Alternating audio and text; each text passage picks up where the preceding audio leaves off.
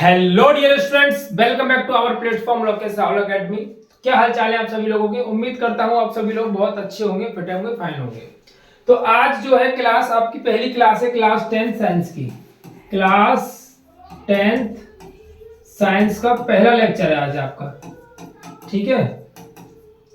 बिल्कुल new batch start हो रहा है। पहला लेक्चर से शुरुआत करते हैं। सबसे पहला जो सेशन होगा वो केमिस्ट्री से शुरू होगा, क्योंकि इसमें शुरुआत केमिस्ट्री से है। तो केमिस्ट्री से शुरू करते हैं। तो फटाफट से जुड़ जाइए, कॉपी पेन निकाल लीजिए, वीडियो को फटाफट से शेयर कर दीजिए, ठीक है। तो सेशन की करते हैं शुरुआत। पहला टॉपिक क्या है, पहला चैप्टर जो है अपना अध्याय 1 रासायनिक अभिक्रिया एवं समीकरण। रासायनिक अभिक्रिया एवं समीकरण, इसके बारे में पढ़ना। और इस चैप्टर से आपके पेपर में क्वेश्चंस पूछे जाते हैं। प्रीवियस ईयर पेपर जो अभी निकल के गया, रीकेंट जो पेपर गया है, रीकेंट जो पेपर गया है आपका 2024 का, उसको जाकर के चेक कर सकते हो आप चाहो तो। रासायनिक अभिक्रिया एवं समीकरण जो चैप्टर है उससे आपकी डेफिनेशन पूछी गई है, क्वेश्चंस पूछे गए हैं, ठीक है। तो पहला टॉपिक क्या है अपना, पहला टॉपिक हमको पढ़ना है इसके अंदर रासायनिक अभिक्रिया क्या चीज होती है। सर बहुत जीरो लेवल से शुरू करेंगे, कोई भी दिक्कत मत लेना, ठीक है। अपना टाइम अपना टाइम जो है इस चीज के लिए भी वेस्ट मत करना। सर इसको नोट करना है, क्या करना है, ये सब कुछ जो यहाँ पर लिख रहा है और जो मैं यहाँ पे इसको रिटर्न करूंगा, यहाँ पर जो लिखकर आपको समझाऊंगा, सब कुछ आपको पीडीएफ फॉर्म में मिल जाएगा। डिस्क्रिप्शन में लिंक है, टेलीग्राम डाउनलोड कर लीजिएगा, वहां पर आपको सब कुछ मिल जाएगा। तो आपको लिखने पढ़ने की कोई जरूरत नहीं है, टाइम वेस्ट नहीं करना है। सिर्फ आपको जो मैं पढ़ाता जाऊं उसको पूरे फोकस से वीडियो को देख लेना है, ठीक है। तो आपको अच्छी तरीके से क्लियर हो जाएगा। बिल्कुल जीरो लेवल से शुरू कर रहे हैं अपना, ठीक है। बिल्कुल जीरो लेवल से मैं समझ के चलूंगा, आपके पास आपको कुछ भी नहीं आता, शुरुआत हो रही है बिल्कुल। तो धीरे धीरे समझते हुए चैप्टर को खत्म करेंगे, ठीक है। चलिए, तो अब क्या है रासायनिक अभिक्रिया, सर क्या चीज होती है। डेफिनेशन पढ़ ले पहले इसकी। ऐसे परिवर्तन जिसमें एक नए गुणों वाले पदार्थों का निर्माण होता है उसे रासायनिक अभिक्रिया कहते हैं। यानी कि कोई भी हमने रिएक्शन की, रासायनिक अभिक्रिया यानी कोई ऐसा परिवर्तन किया जिसमें हमने दो चीजों को आपस में मिला के एक नई चीज बना ली, ठीक है, तो उसको बोलते हैं रासायनिक अभिक्रिया। यानी एक ऐसे परिवर्तन को करना जिसमें नए गुणों वाले पदार्थ का निर्माण होता है। इन दो चीजों को मिलाने के बाद कोई एक नई चीज बनकर के आ जाती है, तो उसको हम रासायनिक अभिक्रिया बोल देते हैं। जैसे कि कौन सी रासायनिक अभिक्रिया, मान के चले जैसे हमने दूध लिया, ठीक है, दूध में, ठीक है, थोड़ा सा नींबू डाल दे, क्या डाल दे, नींबू डाल दे, या फिर कोई भी एसिड डाल दे, थोड़ा सा एक नींबू डाल दो या फिर थोड़ा सा दही डाल दो, तो बनकर के क्या आ जाएगा आपका, दही बन जाएगा लास्ट में, या फिर पनीर बन जाएगा। क्या बन जाएगा आपका, दही बन जाएगा। या फिर अगर दूध को जैसे उबाल रहे हो आप, उसमें थोड़ा सा नींबू डाल दोगे तो क्या बन जाएगा आपका, पनीर बन जाएगा। तो यानी कि जब दो चीजों को आपस में मिलाया हमने, तो एक न्यू पदार्थ हमको निकल करके मिला, एक नए गुणों वाला पदार्थ हमको निर्माण होके आया, उसको हम बोलते हैं रासायनिक अभिक्रिया। बहुत सिंपल सी डेफिनेशन। अगर पूछा जाए तो क्या लिखोगे, एक ऐसा परिवर्तन जिसमें नए गुणों वाले पदार्थों का निर्माण होता है उसे रासायनिक अभिक्रिया कहते हैं। Is it clear. बहुत आसान सा। डेफिनेशन देना चाहो तो अपने समझ के हिसाब से कुछ भी दे सकते हो, ठीक है। यहाँ जैसे मान के चलो आपने एक एग्जांपल लें, तो Na सोडियम है प्लस Cl, दोनों को मिलाया तो क्या बन गया हमारे पास, NaCl, यानी नमक बन गया। NaCl किसका फॉर्मूला है, नमक, जिसको क्या बोलते हैं, सोडियम क्लोराइड। क्या बोलते हैं इसको, सोडियम क्लोराइड, सोडियम क्लोराइड बोलते हैं, क्लोराइड, ठीक है। क्या बोलते हैं इसको, सोडियम क्लोराइड, ठीक। तो ये रासायनिक अभिक्रिया क्या चीज होती है, कैसा परिवर्तन जिसमें नए गुणों वाले पदार्थों का निर्माण होता है। यानी जब दो चीज आपस में मिलकर के एक नए गुणों वाले पदार्थों का निर्माण करते हैं, उसको हम रासायनिक अभिक्रिया बोलते हैं। अगला टॉपिक क्या है सर, अभिकारक। अभिकारक जिसको हम बोलते हैं रिएक्टेंट्स, इंग्लिश में क्या बोलते हैं इसको, रिएक्टेंट्स। अभिकारक क्या चीज होते हैं, ऐसे पदार्थ जो किसी रासायनिक अभिक्रिया में हिस्सा लेते हैं उन्हें अभिकारक बोलते हैं। चलिए इसको समझ लें कि क्या कहना चाहती है ये डेफिनेशन। जैसे हमने दूध लिया था प्लस में नींबू लिया था, ठीक है, इन दोनों को मिला के हमने क्या बना लिया भैया, पनीर बना लिया। अब पनीर की सब्जी बनाने का मूड हो गया तो पनीर बना लिया हमने, ठीक है। दूध प्लस नींबू इज इक्वल्स टू बना लिया हमने पनीर, पनीर बनकर रेडी हो जाएगा। तो जो रासायनिक अभिक्रिया में भाग ले रहे हैं, जो चीजें रासायनिक अभिक्रिया में भाग ले रही हैं, कौन सी चीजें रासायनिक अभिक्रिया में भाग ले रही हैं, ये दोनों चीजें रासायनिक अभिक्रिया बनाने में भाग ले रही हैं। यानी पनीर बनने में कौन कौन सी चीजें ने भाग लिया था, दूध ने और नींबू ने। तो ऐसे पदार्थ जो किसी रासायनिक अभिक्रिया में हिस्सा लेते हैं, तो कौन कौन से पदार्थ हैं, दूध और नींबू जो हिस्सा ले रहे हैं रासायनिक अभिक्रिया करने में, तो इनको बोलते हैं अभिकारक। क्या बोलते हैं हम? अभिकारक। ठीक है, इनको बोलते हैं हम अभिकारक। सर ये तो हो गया अभिकारक, तो पर इसको क्या बोलेंगे? इसको क्या बोलेंगे बताइए? हम बोलेंगे सर इसको उत्पाद। क्या बोलेंगे हम? उत्पाद। उत्पाद बोलेंगे इसको, रिजल्ट बोल सकते हैं। ठीक है, तो ये अभिकारक होता है, और ये जो फाइनली अभिक्रिया होने के बाद निकल के आता है उसको क्या बोलते हैं? हम उत्पाद बोलते हैं। जैसे ये एग्जांपल जो दिया है Na+Cl का, Na+Cl का जो एग्जांपल लिया, तो क्या बन के आया? NaCl बन के आया। तो NaCl में जो लास्ट जो बचा है, ये जो लास्ट है, इसको क्या बोलेंगे हम? इसको बोलेंगे हम उत्पाद। क्या बोलेंगे हम? इसको उत्पाद बोलेंगे। और इसको क्या बोलेंगे? अभिकारक। क्या बोलेंगे? अभिकारक। Is it clear? क्लियर हुआ ना? बहुत छोटा सा सिंपल सा टॉपिक था कि जो पदार्थ रासायनिक अभिक्रिया बनाने में भाग लेते हैं, करने में भाग लेते हैं, उनको बोलते हैं अभिकारक, और जो निकल के रिजल्ट आता है उसको हम बोलते हैं उत्पाद। जो बन के फाइनली निकल के आता है उसको हम उत्पाद बोल देते हैं। क्लियर हुआ? चलिए आगे बढ़े। चलिए, पहला टॉपिक अच्छी तरीके से क्लियर हुआ सर। उत्पाद के बारे में, ऐसे पदार्थ जिनका निर्माण रासायनिक अभिक्रिया में होता है उन्हें उत्पाद बोलते हैं। लास्ट में जो बनता है, जैसे भोजन का पाचन हुआ, ये उदाहरण है। श्वसन हुआ, लोहे पर जंग लगना, मैग्नीशियम के फीते का जलना, दही का बनना, जो हमने अभी बात थोड़ी देर पहले बात की। जितने भी रिएक्शंस हम लोग करते हैं वो फाइनली बन के क्या होता है? उत्पाद बन के निकल के आता है। कुछ भी आप बना लो, कुछ भी कर लो, जैसे मान के चलो अब हम सब्जी बनाते हैं, ठीक है, तो सब्जी बनाने में जितने भी अटरम झटरम जो कुछ भी डालते हैं अपने, मिर्च मसाले सब्जियां जो कुछ भी डाला हमने, वो सब हमारे अभिकारक हैं। लास्ट में बन के क्या आया? लास्ट में हमारी क्या बन गई? एकदम स्वादिष्ट बढ़िया अच्छी सी क्या बन गई? सब्जी बन गई। तो वो हमारा क्या हो गया? उत्पाद बन गया। जितने भी हम रिएक्शंस आज अपने आसपास देखते हैं, जिनको दो तीन चीजें, चार चीजें मिला करके एक नई चीज बन के आती है, तो जो बन के आती है उसको उत्पाद बोलते हैं, और जो अभिक्रिया करने में जो चीजें भाग लेती हैं उसको हम क्या बोलते हैं? अभिकारक बोलते हैं। सिंपल सा छोटा सा टॉपिक था। ठीक है, क्लियर हुआ? चलिए सर, अब टॉपिक आता है रासायनिक समीकरण क्या होता है। ठीक है, रासायनिक समीकरण क्या होता है, इसको क्या लिखते हैं, कैसे लिखते हैं? तो रासायनिक अभिक्रिया, ठीक है, रासायनिक अभिक्रिया रासायनिक समीकरण द्वारा निरूपित की जाती है। रासायनिक समीकरण में तत्वों के प्रतीक अथवा अभिकारक और उत्पादों के रासायनिक सूत्र उनकी भौतिक अवस्थाओं के साथ लिखे जाते हैं। यानी कि ये कोई यार नई चीज नहीं है, कोई भी कुछ नई चीज है ही नहीं इसके अंदर। अब देखो, जैसे हमने बनाया था, सोडियम को लिया था, ठीक है, Na+Cl क्लोराइड को लिया था, Cl, ठीक है, इन दोनों को मिलाकर के हमने बना दिया था NaCl। एक एग्जांपल लिए हम, Na+Cl, तो एक इज इक्वल्स टू बना दिया NaCl। तो इस जो समीकरण हमने लिखी Na+ का Cl इज इक्वल्स टू बना NaCl, ठीक है, ये हमने लिखा। तो इस पूरी इक्वेशन को हम क्या बोलते हैं? रासायनिक समीकरण बोल देते हैं। इसको इस तरीके से लिखने को रासायनिक समीकरण बोल देते हैं। क्या बोल रहा है? रासायनिक समीकरण।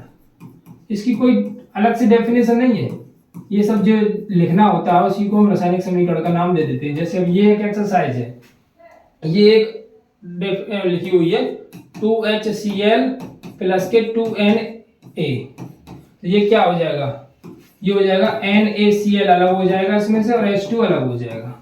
तो ये क्या है? एक इक्वेशन बना के लिख दी मैंने, एक समीकरण बना के लिख दिया कि सर क्या हुआ, ये HCl हाइड्रोजन क्लोराइड को सोडियम के साथ में जब हमने अभिक्रिया कराई, हाइड्रोजन क्लोराइड को सोडियम के साथ में हमने क्या क्या अभिक्रिया कराई है, तो एंड में ये बन के आया है। तो इस इक्वेशन को इस तरीके से मैंने लिखना, जो लिखा है मैंने, इस इक्वेशन को मैंने इस तरीके से लिखा है, इसी को बोल देंगे रासायनिक समीकरण। यही अपना नाम दे देते हैं इसको, एक रासायनिक समीकरण। ये सब अब कोई मैंने इसको लिखा, जैसे हम मैथ में नहीं करते, कोई क्वेश्चन सॉल्व किया तो इसमें एक इक्वेशन बन गई 3x + 4y = 5, तो इसको समीकरण नंबर 1 नाम दे दिया।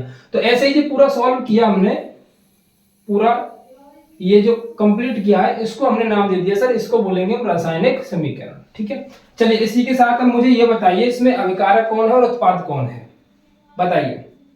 तो सर अभिकारक हमारी ये चीजें जो काम में आ रही है, और उत्पाद जो रिजल्ट बन के आया है ये है।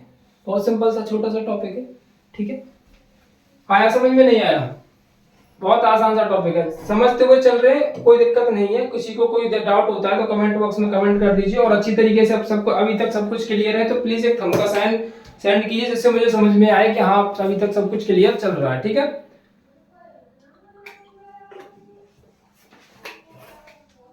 बिल्कुल भी जल्दी नहीं करेंगे, पहली क्लास है, आराम से समझेंगे। ठीक है, यानी बहुत अच्छी तरीके से पढ़ना है। दोबारा पढ़ने से तिबारा पढ़ने से बेहतर है किसी जगह पर कि एक बार अच्छी तरीके से पढ़ लिया जाए, और एक बार में अच्छी तरीके से हम पढ़ेंगे जिससे आपको, और नोट्स वगैरह की दिक्कत मैंने आपको बता दिया, डेली टू डेली रेगुलर आपको क्लास मिलेगी, पूरी साइंस की क्लास आपको मिलेगी, मैथ की क्लास आपको मिलेगी, हिंदी की क्लास आपको मिलेगी, इंग्लिश की क्लास आपको मिलेगी, एसएसटी की क्लास मिलेगी आपको, क्लास 10th के सभी सब्जेक्ट्स की क्लास अवेलेबल होंगी आपको यहाँ पर फ्री ऑफ कॉस्ट, कोई अमाउंट वगैरह कुछ देने की जरूरत नहीं है।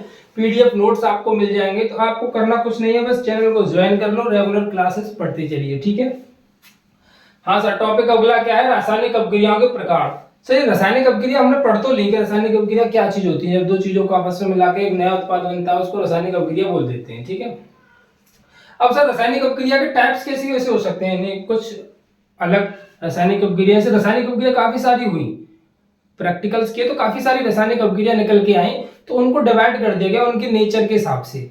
ठीक है, उनके नेचर के, उनकी प्रकृति के हिसाब से डिवाइड कर दिया गया, ये रिएक्शंस इस नाम से जानी जाएंगी, ये अपक्रियाएं इस नाम से जानी जाएंगी, ये अपक्रियाएं इस नाम से जानी जाएंगी। तो पहली जो रिएक्शन निकल के आती है वो क्या है अपनी संयोजन अपक्रिया।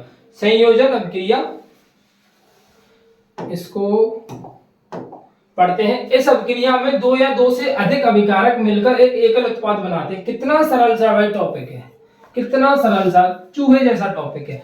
यानी कि इस अपक्रिया में दो या दो से अधिक चीजें आपस में मिलकर के एक नई चीज बनाते हैं, एकल उत्पाद। यहाँ पे क्या लिख रहा है, ये लिख रहा है सर एकल उत्पाद। एकल उत्पाद का मतलब है सिर्फ एक ही चीज बनेगी।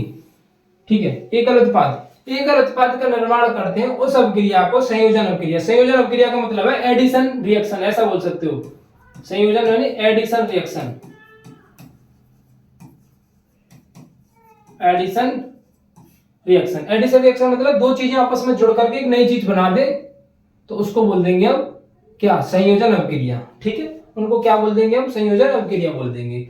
एक इस अपक्रिया में दो या दो से अधिक अभिकारक मिलकर एक नए एकल उत्पाद का निर्माण करें। जैसे कोयले का दहन, दहन का मतलब कोयले को जलाना। तो कोयले को कैसे जलाते हैं, कार्बन है हमारे पास, तो कार्बन खाली तो जलेगा नहीं, उसके लिए ऑक्सीजन की भी आवश्यकता पड़ेगी। तो इसको जलाएंगे तो क्या निकलेगा, CO2 गैस निकलेगी। CO2 क्या निकलेगी, गैस। यानी दो चीजें हमने जब आपस में मिलाई, दो चीजों को जब हमने आपस में मिलाया, ये दो अभिकारक हैं हमारे, इनको आपस में मिलाया हमने, रिएक्टेंट्स बोलते हैं इसको, अभिकारक। जब दो अभिकारकों को हमने आपस में मिलाया तो एकल उत्पाद का निर्माण हुआ, एकल उत्पाद का निर्माण हुआ। इसको बोलते हैं हम, क्या बोलेंगे, इसको बोलेंगे हम संयोजन अपक्रिया। यानी दो चीजों को मिलाकर जब एक चीज बनती है तो उसको संयोजन अपक्रिया बोलते हैं। जैसे जल का निर्माण, अब जल का निर्माण कैसे होगा सर, हाइड्रोजन होगा उसमें, क्योंकि जल का फॉर्मूला, पानी का फॉर्मूला क्या होता है, H2O, तो H है यानी हाइड्रोजन होगा और ऑक्सीजन होगा। जब हाइड्रोजन और ऑक्सीजन आपस में मिलेंगे तो जल बनाएंगे, हाइड्रोजन और ऑक्सीजन आपस में मिलेंगे तो क्या बनाएंगे, जल बनाएंगे। यानी 2H2 प्लस के O2, इनको जब मैं करूं तो 2H2O, तो ये क्या बन जाएगा अपना, जल बन करके रेडी हो जाएगा। तो दो चीजों को जब हमने आपस में मिलाया, तो एक सिंगल पीस रेडी चीज हुई हमारे पास में, उसको बोलते हैं क्या, उसको बोलते हैं हम संयोजन अपक्रिया। क्लियर। अब देखो एक नेचुरली एग्जांपल देने की कोशिश करें, जैसे कि कुछ दो या दो से ज्यादा अधिक चीजों को मिला करके हम एक चीज बना दें तो उसको हम संयोजन अपक्रिया बोलेंगे। तो सर ऐसी क्या चीज मिला दें, तो सर ऐसी हम बना सकते हैं, जैसे कि सर देखिए बहुत जबरदस्त चीज बना रहा हूं आप सभी के लिए, मुंह में पानी आ जाएगा। गाजर, ठीक है, प्लस चीनी प्लस दूध ले लें। इन तीनों चीजों को अगर आपस में मिलाओ तो क्या बनेगा, एक चीज बनेगी सर, गाजर का हलवा। क्या बनेगा, गाजर का हलवा। तो सर ये क्या होगी, हम कह सकते हैं सर संयोजन अपक्रिया, तीन चीजों को मिलाया तो एक चीज रेडी हो गई, तो क्या बन गया, ये गाजर का हलवा बन गया। सर गाजर का हलवा, फटाफट से इसको खा लेते हैं। ठीक है, तो ये क्या है, संयोजन अपक्रिया का मतलब है जब दो या दो से अधिक चीजें आपस में मिलकर एक चीज का निर्माण करती है तो उसको संयोजन अपक्रिया बोलते हैं। इज इट क्लियर हुआ कि नहीं हुआ, बताइए, मजा आ रहा है। चलिए नेक्स्ट टॉपिक पर बात करते हैं। नेक्स्ट टॉपिक है ऊष्माक्षेपी अभिक्रिया। अच्छा, संयोजन अभिक्रिया पढ़ ली। अब सर ऊष्माक्षेपी अभिक्रिया क्या चीज होती है? ऊष्माक्षेपी अभिक्रिया, इसको पढ़ते हैं। ये क्या है, ये क्या चीज है, इसको समझते हैं। ठीक है, ऊष्माक्षेपी, इसको एक्सोथर्मी बोलते हैं, शायद इंग्लिश में एक्सोथर्मी। ठीक है, जिन अभिक्रियाओं में उत्पाद के निर्माण के साथ साथ ऊष्मा का भी उत्सर्जन होता है, यानी कि ऐसी अभिक्रिया की हमने जिसमें उत्पाद तो बनेगा ही बनेगा, यानी एंड में जाकर रिजल्ट तो बनेगा ही बनेगा, प्लस में ऊर्जा यानी ऊष्मा का भी निकले, ऊष्मा भी उसमें से निकले, तो उसको हम कहेंगे ऊष्माक्षेपी अभिक्रिया। यानी ऐसी अभिक्रिया जिनमें ऊष्मा निकलती है, ऊष्मा बाहर निकलती है, ऐसा भी कह सकते हैं हम कि ऐसी अभिक्रिया जिनमें ऊष्मा बाहर निकलती है ऊष्माक्षेपी अभिक्रियाएं कहलाती हैं। जैसे प्राकृतिक गैस का दहन, जैसे कि हमने लिया CH4, CH4 को O2 के साथ में रिएक्शन कराते हैं तो क्या बन के आता है? अपना बन के आता है CO2 प्लस के 2H2O प्लस के ऊष्मा। CH4 क्या है? मेथेन गैस है। इसको अगर इसके साथ में रिएक्ट कराते हैं तो क्या निकल के आती है? कार्बन डाइऑक्साइड प्लस जल, और प्लस में क्या निकल कर आया? ऊष्मा निकल कर आई। ठीक है, क्या निकल कर आई है? ऊष्मा निकल करके आई है। यानी ऐसी अभिक्रिया जिनमें एनर्जी बाहर निकलती है, एनर्जी क्या निकलती है? बाहर निकलती है। इन अभिक्रियाओं को ऊष्माक्षेपी अभिक्रिया कहते हैं। ऊष्माक्षेपी का मतलब ऊष्मा का बाहर निकलना। ठीक है, उन अभिक्रियाओं को ऊष्माक्षेपी अभिक्रिया कहते हैं। जैसे ये है श्वसन का एक ऊष्माक्षेपी अभिक्रिया है, C6H12O6 प्लस C6, ये क्या है? ठीक तरीके से नहीं लिखा हुआ है यार, चलिए ठीक है। ऊष्माक्षेपी अभिक्रिया क्या होती है इसको याद रखना आप सभी लोगों को। ऊष्माक्षेपी अभिक्रिया ऐसी अभिक्रिया जिसमें ऊष्मा को बाहर निकलती है, ऊष्माक्षेपी अभिक्रिया कहलाती है। नेक्स्ट, वियोजन अभिक्रिया। वियोजन शब्द से समझ में आ रहा है? वियोजन शब्द से क्या समझ में आ रहा है? वियोजन का मतलब होता है टूटना, ब्रेक होना। ठीक है, वियोजन का मतलब यहां पे लिख दूं मैं, टूटना, ब्रेक डाउन होना यहाँ पर। ठीक है, वियोजन का मतलब ब्रेक डाउन होना, यानी कोई एक ऐसी अभिक्रिया जिसमें अभिकारक टूटकर दो या दो से अधिक उत्पाद बनाते हैं। यानी एक सिंगल चीज है हमारे पास और उसको ऐसी तरीके से रिएक्ट करा जाए कि उसमें से दो पदार्थ निकल करके आ जाए। ठीक है, टूट जाए, यानी अलग अलग बिखर जाए वो, तो उस अभिक्रिया को क्या बोलेंगे? वियोजन अभिक्रिया बोलेंगे।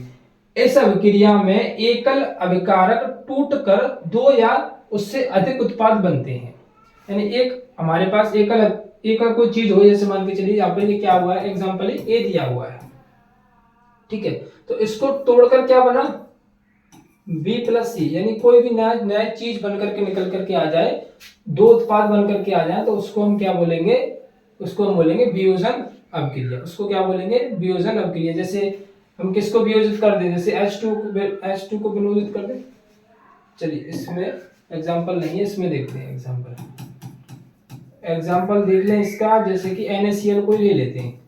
NaCl को जब हम तोड़ने की कोशिश करें, नमक है, इसको अगर हम गला के या फिर इलेक्ट्रोडाइज करके नहीं तोड़ने की कोशिश करें तो ये क्या हो जाएगा? Na positive plus Cl negative. तो ये भी क्या है? एक वियोजन अभिक्रिया। इसको हमने अलग अलग तोड़ दिया। इसको हमने क्या कर दिया? अलग अलग तोड़ दिया।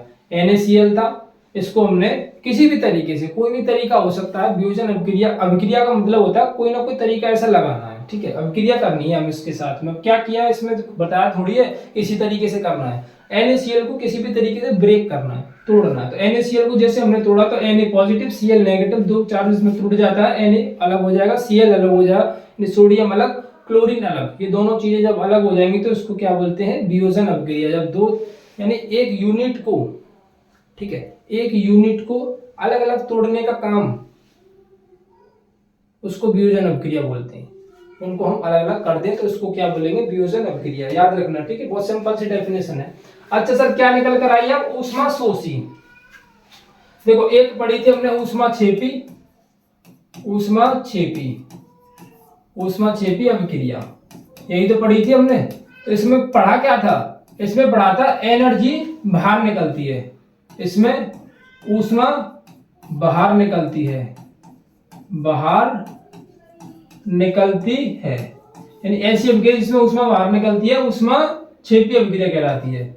ठीक है, ऊष्मा शोषी का क्या है? तो ऊष्माशोषी अभिक्रिया ऐसी अभिक्रिया जिसमें ऊष्मा अंदर की तरफ आती है, यानी ऊष्मा का ग्रहण होता है, जिसमें ऊष्मा को ग्रहण किया जाता है, ऊष्मा शोषी अभिक्रिया कहलाती है, इसमें एनर्जी को लिया जाता है। जैसे जिन अभिक्रियाओं में अभिकारकों को तोड़ने के लिए ऊष्मा या प्रकाश या विद्युत ऊर्जा की आवश्यकता होती है, उसी को हम क्या कहते हैं, उसी को हम कहते हैं ऊष्मा शोषी अभिक्रिया। जो एग्जांपल अभी हमने लिया था ना NaCl, वो इसी काम के लिए आ जाएगा, क्योंकि इसको बिना ऊष्मा दिए या एनर्जी दिए या विद्युत ऊर्जा दिए, विद्युत ऊर्जा की आवश्यकता है इसमें, विद्युत ऊर्जा दिए इसको तोड़ नहीं सकते, तो ये Na और Cl में अलग अलग डिवाइड हो जाएगा। तो इसी को बोलते हैं जिन अभिक्रियाओं में अभिकारक को तोड़ने के लिए ऊष्मा या प्रकाश या विद्युत ऊर्जा की आवश्यकता होती है, वो क्या कहलाते हैं अपने, वो हो जाते हैं अपने ऊष्मा शोषी अभिक्रिया। जिनमें ऊष्मा की जरूरत पड़ती है उनको अलग अलग करने के लिए, तो ऊष्मा ग्रहण करनी पड़ेगी तभी तो अलग करेंगे, तो ऊष्मा को लेना पड़ेगा तभी इसको अलग किया जाएगा। क्लियर? तो ऊष्मा शोषी अभिक्रिया जिसमें ऊष्मा की जरूरत पड़ती है, ऊष्मा क्षेपी अभिक्रिया जिसमें ऊष्मा को बाहर निकलना होता है। आ जाइए सर अगले टॉपिक पर आते हैं, विस्थापन अभिक्रिया। विस्थापन अभिक्रिया क्या चीज होती है? एक मिनट।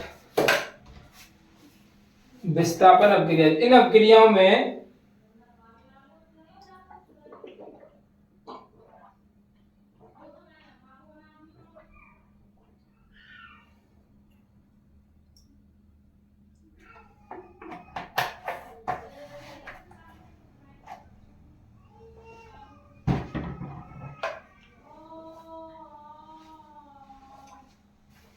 चलिए विस्थापन अभिक्रिया सर क्या चीज होती है? इन अभिक्रियाओं में एक में अधिक क्रियाशील तत्व कम क्रियाशील तत्वों को उसके यौगिक से विस्थापित कर देते हैं, विस्थापन अभिक्रिया कहलाती है। कैसे? देखो, जैसे कि विस्थापन अभिक्रिया का मतलब है उनके जो बॉन्ड हैं उनको ब्रेक करना एक तरीके से। इन अभिक्रियाओं में अधिक क्रियाशील तत्व जो ज्यादा एक्टिव तत्व होते हैं कम क्रियाशील तत्वों को उसके यौगिक से विस्थापित कर देते हैं, अब विस्थापन अभिक्रिया कहलाती है। जैसे हमारे पास है FeCuSO4 FeSO4 प्लस के Cu। अब इसको करना क्या था, देखो क्या किया हुआ, क्या इसमें विस्थापन का मतलब है कि उसको अलग करना, ब्रेकअप कर देना, उनका करना कुछ नहीं है। देखो जैसे हमारे पास थी सर Fe और एक था CuSO4। अब देखो Cu और SO4 में दोनों में बहुत अच्छा प्रेम था, दोनों एक दूसरे के साथ रहते थे। Cu था और SO4 था, दोनों बहुत अच्छे, एक दूसरे को बहुत प्यार करते थे दोनों एक दूसरे को। लेकिन Fe क्या है, थर्ड पार्टी का आदमी है जो अलग से बाहर से आया है। Fe क्या है, थर्ड पार्टी आदमी है, यानी दो लोग जब एक, यानी दो, देखो ये जो क्या है, ये दोनों एक दूसरे के गर्लफ्रेंड बॉयफ्रेंड है, ये समझ लीजिए। Cu और SO4 दोनों एक दूसरे को बहुत प्यार करते हैं, ठीक है। अब Fe जो है थर्ड पार्टी, यानी तीसरा व्यक्ति इनके बीच में अगर आ जाता है तो इनका क्या करा देगा, ये इन तीनों, जब तीसरा व्यक्ति जब लाइफ में आ जाता है तो पक्की बात है ब्रेकअप ही कराएगा और इससे ज्यादा कुछ नहीं होगा। तो क्या होगा, Fe और SO4 दोनों आपस में मिल जाएंगे और इसको ये क्या कर देगा, Cu को लात मार देगा। इसी को बोलते हैं विस्थापन अभिक्रिया। यानी कि जब अधिक क्रियाशील, ये क्या है, अधिक क्रियाशील तत्व है कम क्रियाशील तत्व के साथ में क्या कर लेगा, बॉन्ड बना लेगा। यानी कि इस अभिक्रिया में अधिक क्रियाशील तत्व कम क्रियाशील तत्व को उसके यौगिक से विस्थापित कर देता है, यानी इसके यौगिक से इसको क्या कर देगा, हटा देगा। तो Fe प्लस के CuSO4 FeSO4 प्लस के Cu, यानी ये SO4 जो था और जो Cu था, इन दोनों को इसने क्या कर दिया, अलग अलग कर दिया, विस्थापित कर दिया। यानी इन दोनों को जो प्यार था उनको अलग अलग करके विभाजित कर दिया, Cu को अलग फेंक दिया है और SO4 इसके साथ में मिल गया है। थर्ड पार्टी का काम यही रहता है, ठीक है। आई बात समझ में? विस्थापन अभिक्रिया क्या होती है, इस अभिक्रियाओं में अधिक क्रियाशील तत्व जो होता है वो कम क्रियाशील तत्व को उसके यौगिक से विस्थापित कर देता। तो कम क्रियाशील तत्व कौन सा था, Cu था, जिसको अलग फेंक दिया उसने। क्लियर हुआ? चलिए नेक्स्ट टॉपिक, द्विविस्थापन अभिक्रिया। इस अभिक्रिया में उत्पादों का निर्माण दो यौगिकों के बीच आयनों के आदान प्रदान से होता है, इसकी आवश्यकता नहीं है। चलिए अगला टॉपिक, हाँ ये इंपॉर्टेंट टॉपिक है सर, मोस्ट इंपॉर्टेंट टॉपिक आ चुका है, बढ़िया वाला, जो कि पेपर में पूछा गया था। इंपॉर्टेंट टॉपिक है, पेपर में पूछा गया रिसेंटली 2024 में, ठीक है। देखो उपचयन यानी ऑक्सीडेशन, ठीक है। जब किसी पदार्थ में ऑक्सीजन की वृद्धि होती है या हाइड्रोजन की कमी होती है तो उस रिएक्शन में, उस अभिक्रिया में क्या होता है, ऑक्सीडेशन होता है, यानी अपचयन होता है, उपचयन होता है। जैसे कि ये हमारी दो रिएक्शंस हैं, एक है C प्लस के O2। तो इसमें क्या हो रहा है सर, इसमें क्या हो रहा है कि C1 और O2 दोनों अलग अलग है, तो दोनों में क्या हो रहा है, इसमें CO2 दोनों जुड़ जाते हैं, यानी इसके पास ये ऑक्सीजन क्या हो जाता है, आ जाता है, इसके पास ये ऑक्सीजन आ जाता है। इसमें क्या लिखा है, जब किसी पदार्थ में ऑक्सीजन की वृद्धि होती है, तो इसमें ऑक्सीजन की वृद्धि तो हो रही है, इसके पास ये ऑक्सीजन आ गया, तो क्या हो गया CO2। जैसे कि Cu प्लस के O2, Cu प्लस के 2Cu प्लस के O2। तो जैसे इन दोनों को रिएक्शन कराएंगे तो ऑक्सीजन इसके पास में क्या हो जाएगा, आ जाएगा, ऑक्सीजन इसके पास में आ जाएगा, तो ऑक्सीजन की क्या होगी, वृद्धि होगी, यानी Cu पहले कॉपर जो था पहले अकेला था, अब ऑक्सीजन के साथ क्रिया करेगा तो ऑक्सीजन उसके पास में आ जाएगा, तो ऑक्सीजन उसके पास में आ जाएगा तो क्या बना देगा, 2CuO, ये बन जाएगा 2CuO बन जाएगा। तो अब इसमें क्या लिखा था, जब किसी पदार्थ में ऑक्सीजन की वृद्धि हो, तो ऑक्सीजन की वृद्धि तो हो गई है, पहले सिंगल था ये, अब उसके साथ में ऑक्सीजन और आ गया है, तो दोनों में क्या ऑक्सीजन की वृद्धि होगी, तो इसको क्या बोलेंगे, इसको बोलेंगे उपचयन। जब ऑक्सीजन की क्या होती है, वृद्धि होती है या फिर हाइड्रोजन की कमी होती है, तो उस क्रिया को हम क्या बोलते हैं, उपचयन बोलते हैं। अच्छा, अपचयन क्या होता है सर, इसका जस्ट उल्टा होता है। अपचयन क्या होता है, इसका जस्ट उल्टा होता है। उपचयन में क्या होता है, ऑक्सीजन की कमी होती है और हाइड्रोजन की वृद्धि हो जाती है। जब किसी पदार्थ में ऑक्सीजन की कमी, यानी कमी, ह्रास का मतलब क्या होता है, कमी होती है, कमी होती है। जब किसी पदार्थ में हाइड्रोजन की वृद्धि होती है तो वो क्या हो जाता है, आपका अपचयन हो जाता है, अपचयन हो जाता है। इसको बोलते हैं रिडक्शन, इसको बोलते हैं ऑक्सीडेशन, रिडक्शन बोलते हैं शायद इसको, रिडक्शन। ठीक है, तो देखो इसमें हो क्या रहा है, जैसे CuO, मैं यहाँ पर लिख दूं, चलिए यहाँ पर दोबारा लिख देता हूँ, CuO प्लस के H2। इसको समझाता हूं मैं अब। जब किसी पदार्थ में ऑक्सीजन का ह्रास होता है, तो देखिए ह्रास कैसे हो रहा है, देखो ह्रास का मतलब है, जैसे CuO था तो कॉपर के पास में क्या था, ऑक्सीजन था, कॉपर के पास में क्या था, ऑक्सीजन है इस जगह पर। तो अब मैं इसको क्या करता हूँ, इसको हटा दूं इसके पास से, तो इसके पास से हटा दूंगा तो ये Cu प्लस के दोनों जब रिएक्शन करेंगे तो जो क्या हो जाएगा, H2 हो जाएगा। तो पहले ऑक्सीजन था, अब की बार ऑक्सीजन नहीं है, तो ऑक्सीजन की क्या हो गई, इसमें कमी हो गई है। पहले ऑक्सीजन इसके पास था, अब ऑक्सीजन नहीं रहा, इसके पास से चला गया, बेचारे के पास छोड़कर अकेला चला गया। ठीक है, इसको छोड़कर के अकेला चला गया है, तो इसको क्या बोलेंगे, अपचयन। इसको, इस अभिक्रिया को क्या बोलेंगे हम, अपचयन बोलेंगे। क्या बोलेंगे, अपचयन बोलेंगे। क्लियर हुआ, क्लियर। अपचयन में क्या होगा, ऑक्सीजन की कमी होगी, उपचयन में क्या होगा, ऑक्सीजन की वृद्धि होगी। क्लियर। चलिए अगला टॉपिक सर, रेडॉक्स अभिक्रिया। मोस्ट इंपोर्टेंट है sir, most important exam point of view से, मोस्ट इंपोर्टेंट है एग्जाम पॉइंट ऑफ व्यू से, ये बहुत ज्यादा इंपोर्टेंट क्वेश्चन है ये, क्योंकि ये पेपर में पूछा जाता है। क्या सर, रेडॉक्स अभिक्रिया क्या होती है, ऐसी अभिक्रियाएं या वह अभिक्रियाएं जिनमें ऑक्सीकरण और उपचयन, ठीक है, ऑक्सीकरण और उपचयन, यानी जो अभी हमने थोड़ी देर पहले पढ़ा था, उपचयन और ऑक्सीकरण। ऑक्सीकरण, एक मिनट देखिए, एक चीज और मैं बताना भूल गया इस जगह पर, इस उपचयन को ही हम क्या बोलते हैं, इस उपचयन का एक और नाम है क्या, ऑक्सीकरण। इस उपचयन का एक और नाम है जिसको हम बोलते हैं ऑक्सीकरण। ठीक है, ऑक्सीडेशन या फिर ऑक्सीकरण, उपचयन बोल लीजिए या ऑक्सीकरण बोल लीजिए, एक ही मतलब है दोनों का। ठीक है, चलिए अब क्या था, रेडॉक्स अभिक्रिया में क्या था, वह अभिक्रिया जिसमें ऑक्सीकरण और उपचयन दोनों एक साथ होते हैं, यानी पहले अलग अलग ऑक्सीकरण पढ़ रहे थे हम, उपचयन अलग पढ़ा था हमने, पर कोई एक रिएक्शन ऐसी भी तो हो सकती है जिसमें ऑक्सीकरण और उपचयन दोनों एक साथ हो रहे हो, तो उस अभिक्रिया को हम क्या बोल देंगे, रिडक्स अभिक्रिया बोल देंगे। तो वह अभिक्रिया जिसमें ऑक्सीकरण एवं उपचयन दोनों एक साथ होते हैं तो रिडक्स अभिक्रिया कहलाती है। जैसे ये रिएक्शन दी हुई है आपके पास में, 2FeCl3 प्लस SnCl2, तो क्या होगा, 2FeCl2 प्लस SnCl4, ये रिएक्शन दी हुई है। ठीक है, अब इस रिएक्शन को देखिए कि देखो इसमें क्या हो रहा है, इस वाले पोर्शन में हमारे पास अपचयन हो रहा है,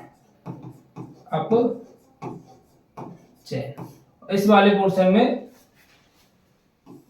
इस वाले पोर्शन में क्या हो रहा है, ऑक्सीकरण हो रहा है, यानी कि उपचय। अब दोनों जब काम एक साथ होते हैं, तो अभी हमने थोड़ी देर पहले पढ़ा था, दोनों जब काम एक साथ होते हैं तो क्या होता है, दोनों काम जब एक साथ होते हैं तो हमारी रेडॉक्स अभिक्रिया कहलाती है। तो इसको याद रखना है आपको, इसके एग्जाम्पल को जरूर याद रखना है, ये पेपर में पूछी जा सकती है। चलिए अब टॉपिक पर आते हैं। ये भी अच्छा कॉन्सेप्ट है, पूछा जाता है पेपर में, डायरेक्टली पूछे जाते हैं, एक एक दो नंबर में, संचारण किसे कहते हैं। तो जब कोई धातु ऑक्सीजन, आर्द्रता, अम्ल आदि के संपर्क में आती है, तो जैसे धातु की ऊपरी परत कमजोर संचारित हो जाती है, लोहे की वस्तुओं पर जंग लगना, चांदी के ऊपर काली परत आना, जैसे कि बरसात वाले दिनों में, या फिर हम बरसात वाले दिनों की बात करते हैं, जैसे लोहा अगर बाहर रखा होता है, लोहा हो, तो लोहे पे क्या होता है कि जैसे बरसात का पानी गिरा तो फिर उसके संपर्क में वायु आती है, नमी आती है, तो उस पर धीरे धीरे जंग लगना शुरू हो जाती है। ठीक है, यानी अगर वो भीग जाए तो उसमें हवा लगती है, हवा जब चलती है तो हवा के संपर्क में आता है, वो वायु के संपर्क में आता है, तो उस पर जंग लगना शुरू हो जाती है, तो उसको हम क्या बोलते हैं, संचारण बोल देते हैं। जब कोई धातु ऑक्सीजन, आर्द्रता, अम्ल आदि के संपर्क में आती है, तो जिसमें धातु की ऊपरी परत कमजोर संचारित हो जाती है, लोहे पे जंग लगना, चांदी के ऊपर काली परत जमना, जैसे लोहे पे क्या होता है, जंग लगने लगती है ना, तो वो किसकी वजह से, नमी की वजह से। ठीक है, नमी की वजह से नमी हो जाती है उस जगह पर, बारिश में भीज जाए या फिर उसमें पानी की भाप आ जाए, तो चांदी के ऊपर काली परत, तांबे के ऊपर परतें चढ़ाना संचारण के उदाहरण है। ठीक है, तो ये एक ज्यादा बड़ा दमदार टॉपिक नहीं है, बस इतना इसको याद रखना है कि संचारण क्या होता है, संचारण किसकी वजह से होता है, इसको अपने समझ के अकॉर्डिंग बना के लिखना है। ठीक है, चलिए अब आती है विकृत गंधता। विकृत गंधता बहुत अच्छा टॉपिक है, पूछा जाता है पेपर के अंदर। विकृत गंधता क्या होती है सर, वसायुक्त और तेलीय खाद्य सामग्री वायु के संपर्क में आने पर उपचित हो जाते हैं, जिससे उनके स्वाद और गंध में परिवर्तन हो जाता है, जिसे विकृत गंधता कहते हैं। कुल मिला के कहने का अर्थ ये है कि अगर हमारे जो वसायुक्त सामान होते हैं, तेल, अचार वगैरह, ये सभी चीजें, या फिर दही वगैरह समझ सकते हो, दूध वगैरह, ये सब चीज जैसे सामान होते हैं जो वायु के संपर्क में आते हैं या फिर किसी ऐसी चीज के संपर्क में आते हैं जिनसे उनका स्वाद अलग हो जाता है, चेंज हो जाता है, यानी कि वो खराब हो जाते हैं, ऐसा समझ सकते हो, उसको हम बोलते हैं विकृत गंधता। ठीक है, वसायुक्त और तेलीय खाद्य सामग्री वायु के संपर्क में आने पर उपचयित हो जाते हैं, जिससे उनके स्वाद, गंध में परिवर्तन हो जाता है, इसे विकृत गंधता कहते हैं। प्रति ऑक्सीकारक का उपयोग करके वायुरोधी बर्तन में खाद्य सामग्री को रखकर वायु के स्थान पर नाइट्रोजन गैस द्वारा, शीतलन द्वारा, इन सब चीजों से उसका बचाव किया जा सकता है। जैसे गर्मियों के सीजन में दूध खराब हो जाता है तो उसको फ्रिज में रखते हैं ना, क्योंकि गर्मी की वजह से, उसकी वजह से वो बेकार हो जाता है, खट्टा हो जाता है ना, इस तरीके से फट जाता है, तो उसको बचाने के लिए उसको क्या रखते हैं, फ्रिज वगैरह में रखते हैं। तो ये सब चीजें किसके अंदर आती है, विकृत गंधता के अंदर आती है। ठीक है ना, और कुछ है इसके बाद, कुछ नहीं है। चलिए, तो आज की जो क्लास होती है आपकी एंड होती है, पहला चैप्टर आपका खत्म होता है, कंप्लीट होगा आपका पहला चैप्टर। कोई डाउट होता है तो प्लीज डियर स्टूडेंट्स, कोई डाउट होता है तो प्यारे बच्चों प्लीज मुझे कमेंट करके बता दीजिएगा। कहीं पर मुझसे कुछ कमी रह गई हो तो उसको भी कमेंट करके बता दीजिएगा, अगली बार से मैं उसको सही करने की कोशिश करूंगा। तो thank you for watching my video. अगर वीडियो को फटाफट से शेयर कर दीजिएगा अपने साथ वाले दोस्तों के साथ में, कोई छोटा भाई बहन हो उसके पास में शेयर कर दो वीडियो को, क्योंकि न्यू बैच शुरू हो चुका है। जिस किसी को भी आवश्यकता है सबके पास फटाफट से शेयर मार दो, वीडियो को लाइक कर दो, चैनल पर नए हो तो चैनल को सब्सक्राइब कर लो।